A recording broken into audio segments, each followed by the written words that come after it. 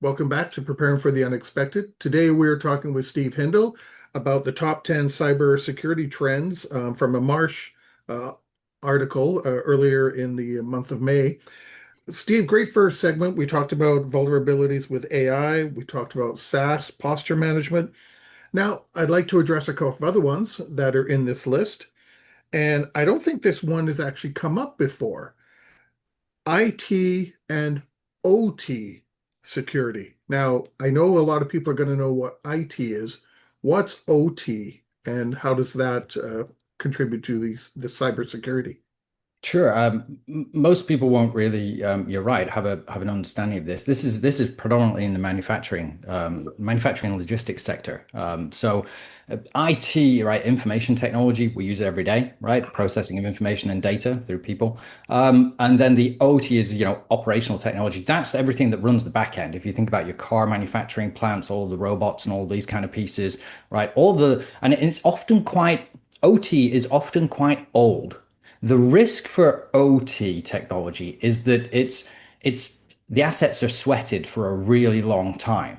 So that means there's a lot of legacy equipment out there in your manufacturing industries that's not often updated as regularly as what we see with IT. Imagine your Microsoft Patch Tuesday every month. You download a load of patches, you have to reboot your machine. It's an inconvenience that most users experience, right? But it's necessary because it's a highly attacked piece of infrastructure.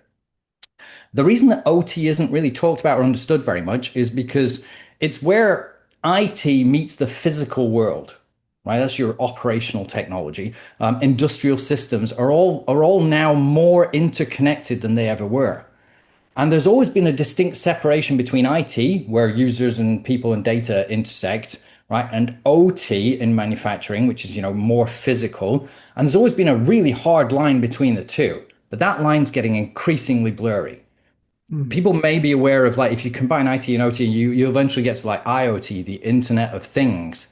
It's like your fridge being connected to the internet to download stuff, and being connected to your Wi-Fi to tell you when your washing machine's done with its cycle, right? I'm not sure why that's even necessary, but this is where we are, and it's the same in the OT world. A lot of these systems are now becoming internet connected or interconnected across the environment, and that hard separation between IT and OT is now being bridged. That's the risk. So Hmm. that interconnectivity, the attackers are now exploiting the weakness in that segmentation layer. And all those legacy protocols that have been in existence for decades here on the OT side are now being exposed by the interconnectivity from the IT side. We talked about this with IT. With AI and SaaS. It's going to be you'll hear this coming out of me as a theme. It's about visibility, having visibility into your IT and OT environments. We secure manufacturing customers here at Simple, right? And we're really a technology that's heavily focused on IT. We're not going to overstate our OT capabilities, but what we do is we provide insight and visibility into where those connections are and where there's gaps in flow, right? Alex, as a user on IT, shouldn't really have permissions and access into the OT environment, because if I can compromise Alex's IT, I can jump that gap, right? If there's not good segmentation. So that's really the focus there. Cybersecurity is no longer about just protecting information, IT, information technology. It's about protecting operations as well, right? In that OT mode. Well, as an example, for people that are out there, there was a utilities company that I did a little bit of work for some time ago, and we were doing the IT disaster recovery, so I knew what that covered. And then I was asked, "Well, what are you doing about OT?" And I said, "OT is not even in my scope." And they explained it as, we knew the IT stuff, the servers and the cables and everything sitting in the room, basically. OT were what the technicians were using. You see them, they almost look like the little order pads that sometimes servers have, or the pay terminals and restaurants and things like that. And they said the technicians have those and they're out in the field. That's the OT stuff. What are you doing about that? And everyone just kind of looked around each other and went, Bit of a head scratching moment, yeah, the they're the like, awkward oh, silence, yeah. right? It's like, I don't think we're doing anything about that. Obviously, that's changed now, but back then, it was like, oh yeah, we forgot about that stuff.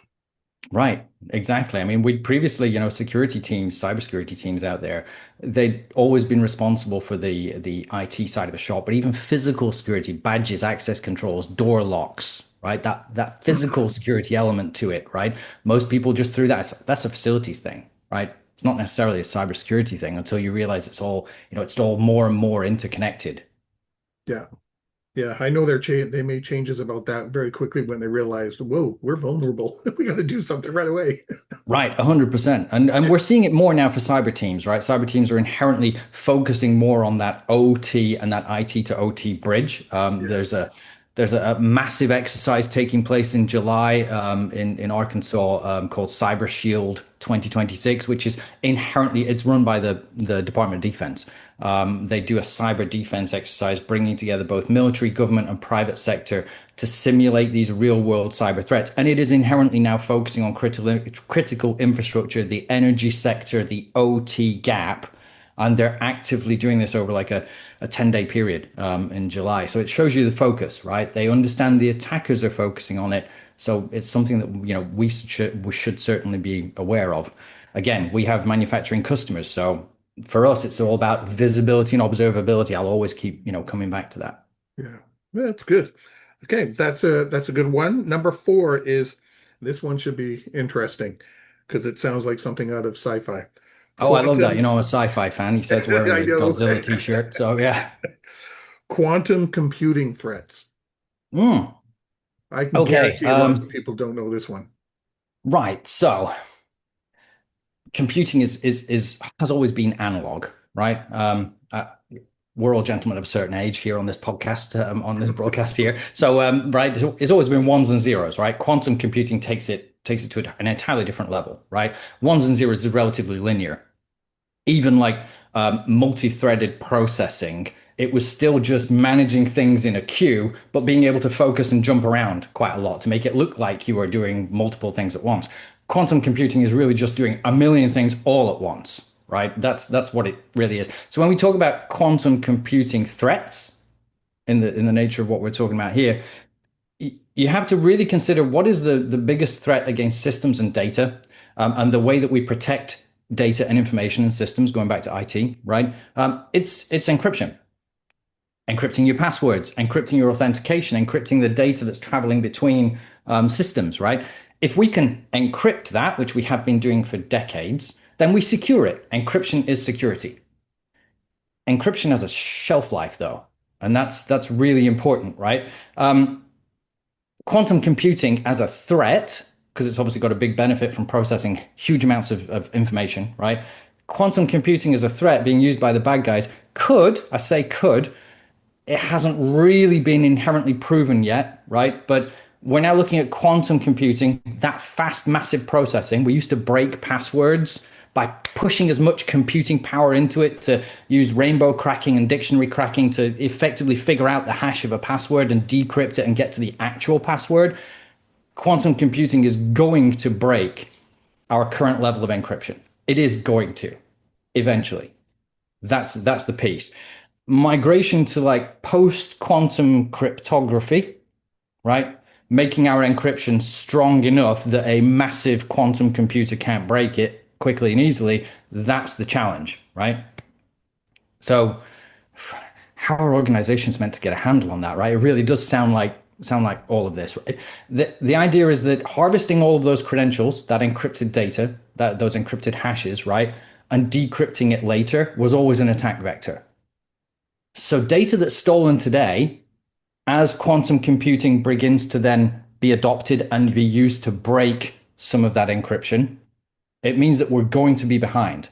The bad guys are harvesting data now, and they're gonna decrypt it later once the technology catches up. So for us, asset visibility, understanding your encryption and cryptographic inventory is really what it's got to be. The quantum threat isn't about when encryption breaks. It's about whether your data is still considered valuable to the people that break into it when it does. So again, visibility, understand your data. Where is your data? How are you encrypting it? What strength of encryption are you using?